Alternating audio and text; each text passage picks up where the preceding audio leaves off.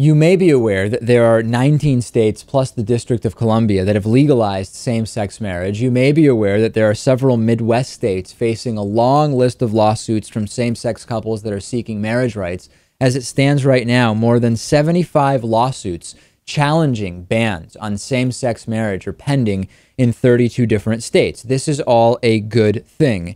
However, we have some problems, we have some insanity, we have some ignorance happening in Texas, of all places. In support of Texas Attorney General Greg Abbott's effort to reinstate the ban on same-sex marriage, there are 63 different Texas lawmakers that signed an amicus brief this week arguing that if Texas were to recognize same-sex marriage, there could be legalization of incest to follow, legalization of pedophilia to follow, and legalization of polygamy.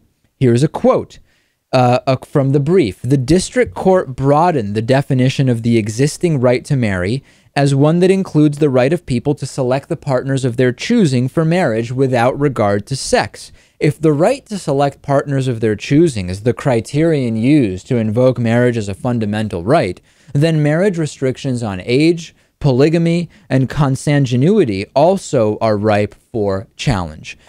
This is ridiculous, okay? And we have to, when people say this to you, okay, they throw a whole bunch of stuff in, right? They say, oh, polygamy and incest and bestiality sometimes, etc. And it can be sometimes hard to really pick it all apart piece by piece as it really needs to happen. So first and foremost, with regard to incest, there is absolutely no connection at all between same-sex marriage and legally marrying family members, right? Same-sex marriage is related to sexual orientation. It has nothing to do with marrying a brother or anyone else, and anyone who tries to conflate the two and propose this possible slippery slope is just flat out wrong. There is zero connection, no matter how the bigots try to frame it.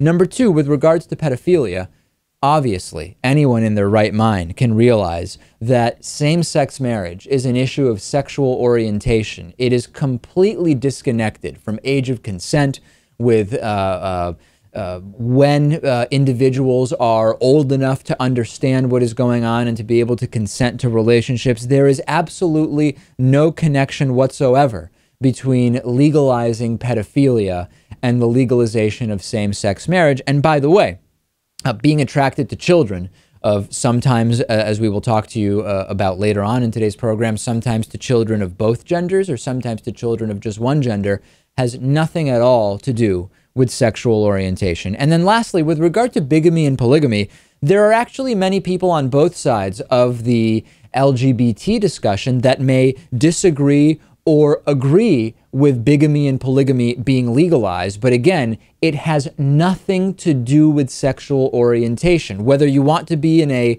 bigamous or polygamous relationship with multiple wives, multiple husbands, you might be a male and you want to have multiple husbands, or you might be female and want to have multiple wives, whatever, that has absolutely nothing to do with sexual orientation. So again, slippery slopes where there are absolutely none.